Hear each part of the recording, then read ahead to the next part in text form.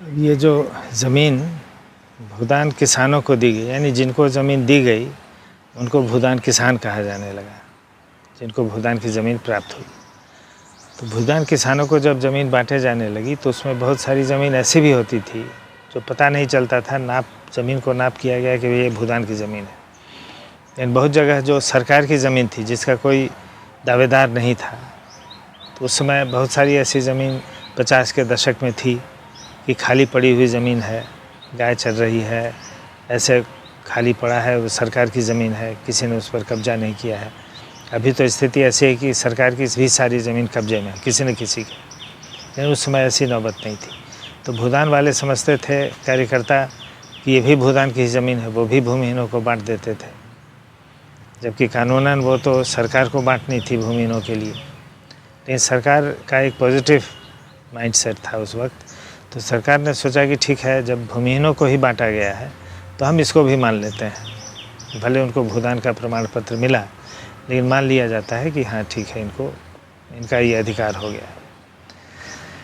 अब इसमें से जब आसपास के ताकतवर लोगों को पता चला कि भाई ये तो सरकार की ज़मीन थी और भूदान ने इसको बांट दिया है, तो उसको भगा दिया। 10 किसान या 20 भूदान किसानों को ज़मीन दी गई, उनको डांट टपट के भगा दिया कि भागो, ये सरकारी ज़मीन है, तुम कहाँ से आ गए, भूदान का प्रमाण पत्र यहाँ काम करेगा, हटो। ये लोग भी अब भूदान का प्रमाण पत्र ले करके भूदान कमेटी के पास आए कि भाई आपने ज़मीन दी थी, उन्होंने हमको भगा दिया, कहते हैं मेरी ज़मीन है। तो फिर एक उदाहरण ऐसा है इसमें कि एक औरत जो अपने शादी होने के बाद घर आई थी ससुराल, वो ज़रा तेज़ तर्रार थी और समझदार औरत थी। तो उसने देखा है भाई कि ये क्या मजाक है, जब ये यहाँ हम लोगों को पर्चा मिला है भूदान का इस ज़मीन पर, तो इस ज़मीन पर वो बाबू साहब कब्जा कर लिए हैं, तो हम क्यों छोड़ेंगे, वो ज़मीन हमारी है। तो गई उनसे लड़ने मांगने, तो उन्होंने फिर इसको झड़क दिया कि अब ज़्यादा कुछ करोगी तो टांग तोड़ दिया जाएगा, जाओ अपना भूदान कमेटी ने ज़मीन दिया तो उससे मांगो। अब भूदान कमेटी के पास वो आई, हुआ कि भाई इसका निदान होना चाहिए। तो फिर जब रिकॉर्ड देखा गया, पता चला कि ये भूदान की ज़मीन नहीं है, सरकारी ज़मीन है। अब ये सरकार को इत्तला दी गई कि भाई ये सरकारी ज़मीन है, अगर तो सरकार इस पे ज़मीन वाले का कब्जा क्यों रहेगा, ये तो भूमिहीन को कब्जा होना चाहिए। मान लीजिए कि आप भूदान कमेटी के पर्चे को, जो बहुत पहले दिया गया था, 55, 56, 58 में दिया गया था, और आज 77, 78 की बात है, तो इस समय आप उस पर्चे का महत्व नहीं मानिए, तो आप ही नया पर्चा दे दीजिए कि सरकार ने भूमिहीनों को यहाँ बसा दिया। लेकिन उस ज़मींदार की ही वो ज़मीन कैसे रह सकती है। लेकिन अब इस तरह से मामला ये केस में फंसता है कि उस महिला ने कोर्ट में जा कर के ये अर्जी दी थी कि भूदान कमेटी ने हमको ज़मीन दी। अब उसकी ये बात कट जाती है कि भूदान कमेटी ने ये भूदान की ज़मीन है, फिर उसको फिर दूसरा केस करना पड़ेगा कि नहीं, ये सरकारी ज़मीन है और ये हमको मिलनी चाहिए क्योंकि भूदान कमेटी ने हमको दी ज़मीन। इस तरह से बहुत सा कॉम्प्लिकेशन था, जिसको हम लोगों ने भी सुलझाने की कोशिश की। मैं जब चेयरमैन था, अध्यक्ष था भूदान कमेटी का, तो लेकिन कानूनी प्रक्रिया में उलझ पुलझ करके करीब 7-8 वर्षों तक वो महिला दौड़ती रही हमारे पास। जब दौड़ती थी तो मुझे शर्म महसूस होती थी, इस गरीब महिला का मैं कोई मदद नहीं कर पा रहा हूँ, और कानून के दायरे से बाहर जा कर के मैं कुछ कर नहीं सकता था। और अब महिला की उम्र बूढ़ी हो गई थी, वो करीब 75-76 साल की उम्र रही होगी, 70 भी रही होगी, लेकिन देखने में चूँकि गांव के गरीब लोग हैं, जल्दी बूढ़े दिखने लगते हैं, तो 80 की लगती थी। तो लाठी टेकते टेकते आती थी और लाठी टेकते चली जाती थी, लेकिन उत्साही इतना थी कि उसके आने से वो जिस तरह से अपने केस को रखती थी, अपने मामले को, जो हम लोग जानते थे, वो हर बार आती थी और पूरे उत्साह से अपनी बात रखती थी, इस पर हमारा हक होना चाहिए, इसके लिए हम लड़ते रहेंगे, इसको हम छोड़ेंगे नहीं, और फलाने बाबू ने जो कब्जा किया हुआ है हम उसको छुड़ा करके रहेंगे, ये जज्बा उसका था। लेकिन हम लोग कानून के सामने नतमस्तक होकर बैठे रहते थे और कुछ कर नहीं पाते थे, तो एक शर्मिंदगी का भी सबब बनता था। दूसरा बेदखली का एक दूसरा उदाहरण कि गोपालगंज ज़िले की बात है, उस समय गोपालगंज शहर छोटा होगा तो उसके बाहर की जो ज़मीन है खाली पड़ी हुई वो ज़मीन दान में दे दी गई। तो फिर शहर बढ़ने लगा तो 70 के दशक आते आते शहर के अंदर वो ज़मीन आ गई और 75-76 तक तो वो ज़मीन शहर के करीब करीब प्रमुख इलाकों में हो गई। करीब 2 एकड़ ज़मीन थी, 2 एकड़ ज़मीन का प्लॉट था।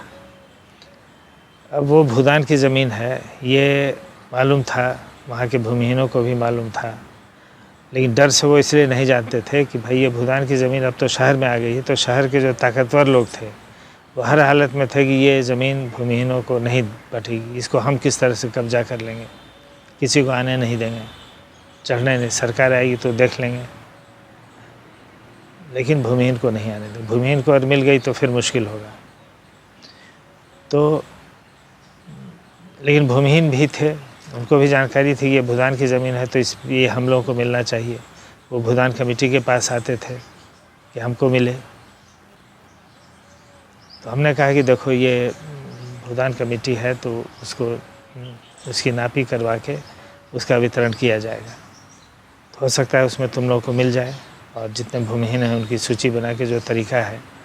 तो लेकिन कानून का एक तरीका था कि वहाँ ग्राम सभा की जाएगी, जहाँ ज़मीन है वहाँ आसपास के सारे लोगों को जुटाकर एक सभा की जाएगी और उस सभा में वो ज़मीन किसको किसको दी जाएगी, सभा के रिकमेंडेशन से वो लिस्ट बनेगी भूमिहीनों की।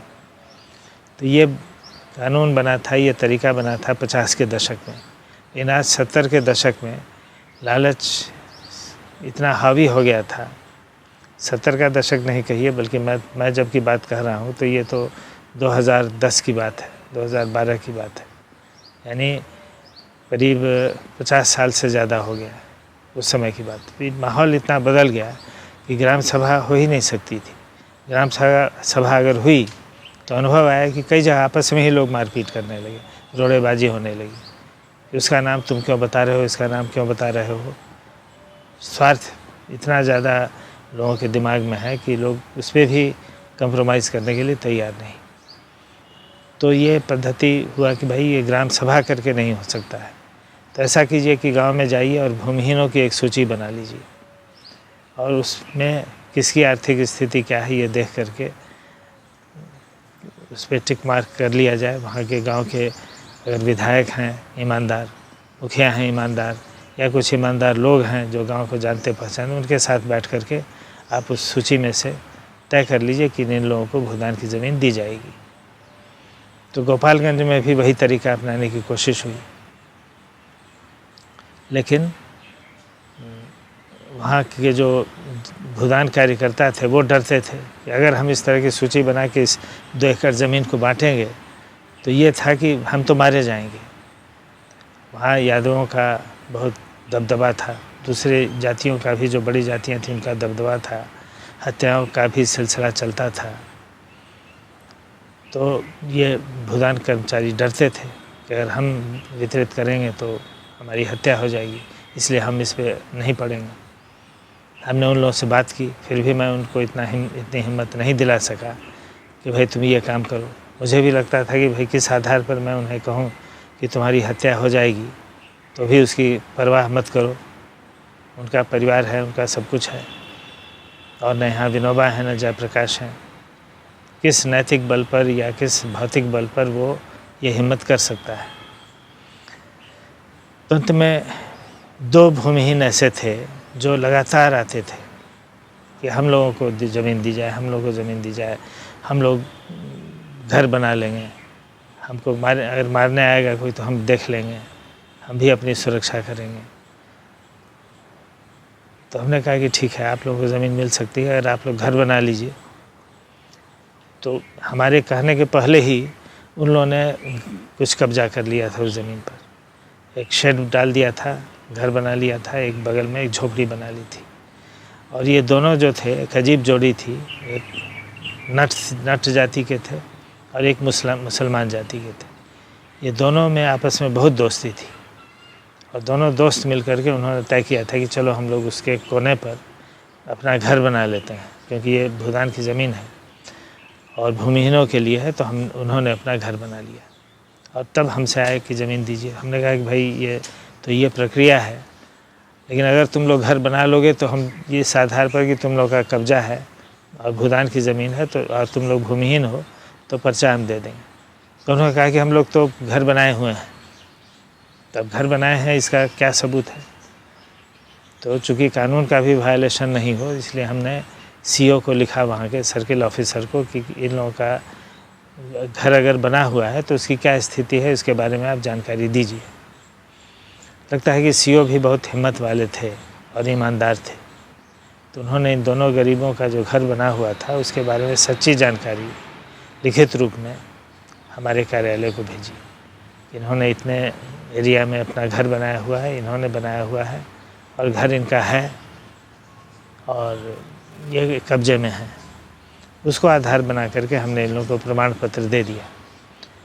लेकिन अगल बगल के जो लोग थे इतने एडमेंट थे कि ये ज़मीन हम भूमिहीनों के हाथ लगने नहीं देंगे, और इन दोनों को प्रमाण पत्र मिल गया तो 4-5 महीने के अंदर उन्होंने जो मुसलमान था उसकी हत्या कर दी। हालांकि परिवार में और लोग भी थे, उनका कब्जा उस घर पे रहेगा, लेकिन जो मुसलमान था उसकी हत्या कर दी। और जो नट था जो ज़मीन कब्जा किए हुए था उसके पीछे वो ऐसे पहले से पड़े हुए थे। इसकी जानकारी मुझे नहीं थी, लेकिन नट्स ने फिर कहानी सुनाया कि उसकी पत्नी की हत्या कर दी जीप से एक्सीडेंट करा के। कहा कि ये तो एक्सीडेंट में मारी गई, लेकिन उस नट का पूरा कंक्लूज़न यही था कि हमारी पत्नी चूँकि ज़्यादा तेज़ तर्रार थी और ज़मीन पर दावा करके उस घर में रहती थी, इसलिए इन लोगों ने उसकी हत्या कर दी। तो ऐसे ऐसे वारदात हुए, वाक़यात हुए हैं। तो मैं यहाँ बंद करता हूँ।